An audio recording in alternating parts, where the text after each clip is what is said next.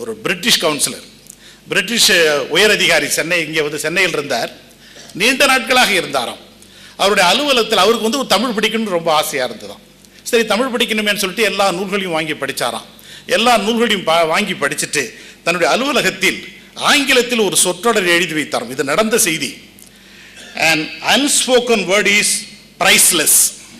இதுதான் வார்த்தை. அதுக்கு என்ன தமிழில் சொல்றாங்க?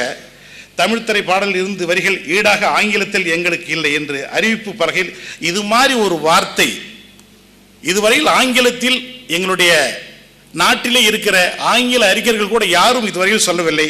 An unspoken word is priceless என்று பிரிட்டிஷ் தூதுவர் தன்னுடைய அலுவலகத்தில் எழுதி வச்சாராம். அந்த நாட்டிலே இருந்து வருகிற அறிஞர்கள் எல்லாம் அதை படித்தாங்களா? ஏன் இப்படிப்பட்ட வார்த்தைகள் நம்முடைய நாட்டில் இல்லையா? ஷேக்ஸ்பியர் இல்லையா? எல்லாம் பற்றலாம் எல்லாரும் பார்த்தாங்களா? எதுலையுமே இல்லைன்னு சொன்னானா? அதில் எதுலன்னு சொல்லலாம், கண்ணதாசன்ல தான் எடுத்தாராம். அவர் தன்னுடைய வரலாற்றில் எழுதுகிறார்கள். பதிவு இருக்கிறது இன்னும் அங்கே. நான் பேச நினைப்பதெல்லாம் நீ பேச வேண்டும். அந்த பாட்டு உங்களுக்கு எல்லாம் முழுசாக தெரியும். நான் நாளோடும் பொழுதோடும் உறவாட வேண்டும். அந்த பாட்டு அப்படியே வரும். சொல்லென்றும் மொழியென்றும் பொருளென்றும் இல்லை, சொல்லாத சொல்லுக்கு விலையேதும் இல்லை.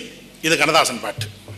இந்த சொல்லாத சொல்லுக்கு பொருளொன்றும் இல்லை என்று அந்த அதிகாரி வியர்ந்து போயிட்டாராம். சொல்லாத சொல்லுக்கு பொருளுடன் இப்படிப்பட்ட ஒரு வாசகத்தை நான் கேட்டதே இல்லையே, எப்படி இந்த கவிஞனால் சிந்திக்க முடிந்தது என்று சொல்லி அதை ஆங்கிலத்திலே மொழிபெயர்த்து தன்னுடைய அலுவலகத்திலே போட்டு எழுதி வச்சாராம். எப்படிப்பட்ட சிறப்புகளை எல்லாம் அந்த பெருந்தகை பெற்றிருந்தார்கள்.